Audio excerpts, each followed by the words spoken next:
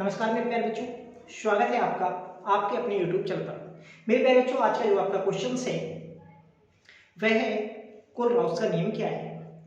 तो कोलराउस का नियम क्या है, ये क्वेश्चंस बहुत ही महत्वपूर्ण क्वेश्चंस है मेरे प्यारे बच्चों। इस क्वेश्चन को आप सही से तैयार करेंगे, जो आपके यूपी बोर्ड 2024 के एग्जाम है उसके लिए अति महत्वपूर्ण क्वेश्चंस है। ठीक है, तो देखते हैं मेरे प्यारे बच्चों क्वेश्चन कोलराउस का नियम क्या है। तो कोलराउस के नियम से दुर्बल विद्युत अपघट्यों की मोलर चालकता यानी दुर्बल विद्युत अपघट्यों की मोलर चालकता अनंत तमता पर ज्ञात करने के लिए कोलराउस ने एक नियम दिया था। इसी नियम को क्या कहते हैं? कोलराउस का नियम कहते हैं। इस नियम के अनुसार यानी दुर्बल विद्युत अपघट्यों की मोलर चालकता यानी अनंत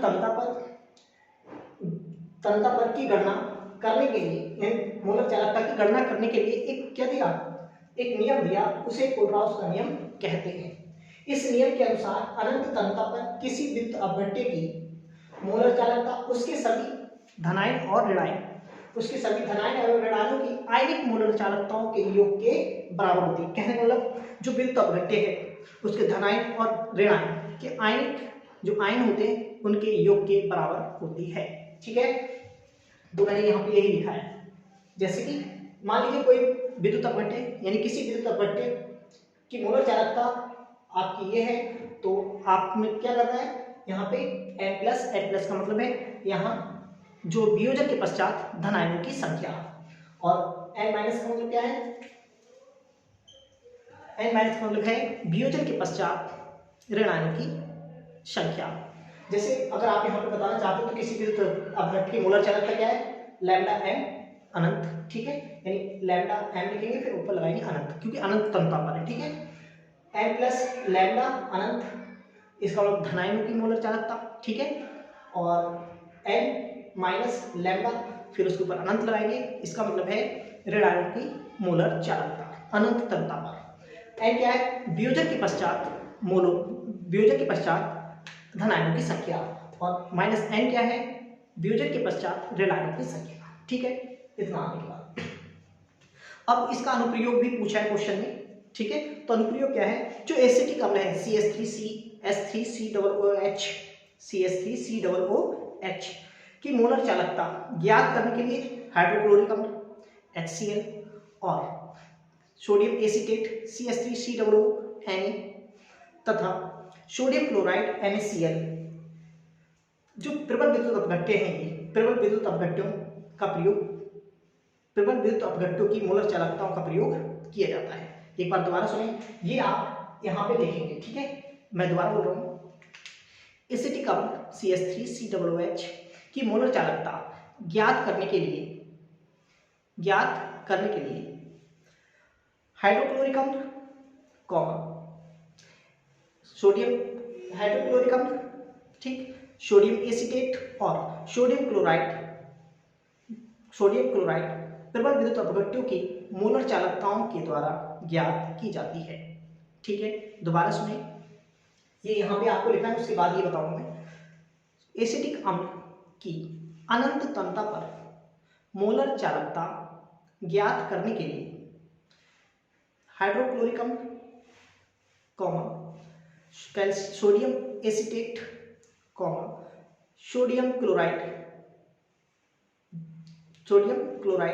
प्रबल विद्युत अपघट्यों की मोलर चालकताओं के द्वारा ज्ञात की जाती है।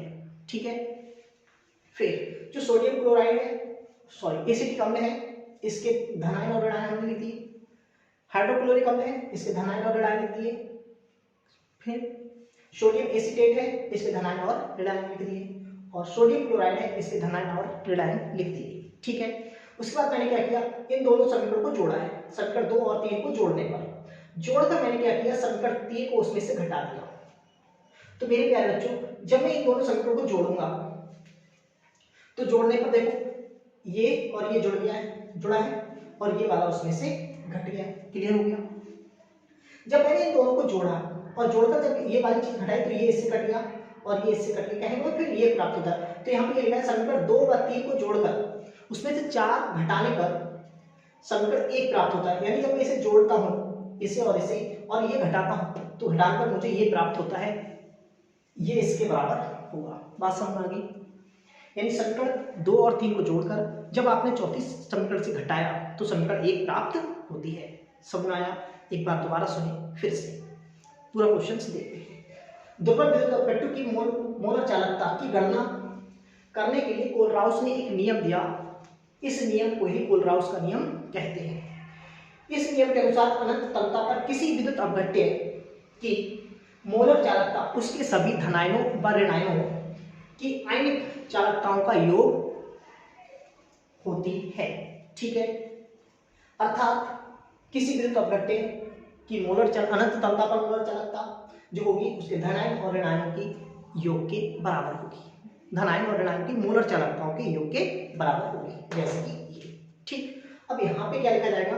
तो मैंने आपसे कहा एसिटिक अम्ल की अनंत तलता पर मोलर चालकता हाइड्रोक्लोरिक अम्ल, सोडियम एसीटेट और सोडियम क्लोराइड, ठीक है, और सोडियम क्लोराइड विद्युत अपघट्टों की मोलर चालकताओं के द्वारा ज्ञात की जाती है।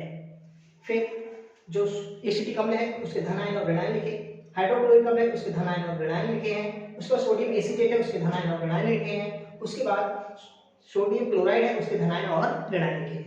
फिर समीकरण 3 और 4 को जोड़ा, 2 और 3 को जोड़ा है और 3 को उसमें से जब घटाया है तो समीकरण क्या प्राप्त हुई? समीकरण 1 प्राप्त होती है। यानी ये है किसी भी विद्युत अपघट्य, यानी यहाँ पे जो दिया है वो क्या है? एसिटिक अम्ल है। यानी इस सूत्र की सहायता से आप एसिटिक अम्ल की अनंत तलता पर मोलर चालकता ज्ञात कर सकते हैं। तो मेरे प्यारे बच्चों, मुझे उम्मीद है कि आपको ये क्वेश्चंस बहुत अच्छी तरीके से समझ में आया है और आप इस क्वेश्चन को सही से तैयार कर लेंगे ताकि आप अपने यूपी बोर्ड 2024 के लिए इस क्वेश्चन को अच्छी तरीके से देखें। ठीक है।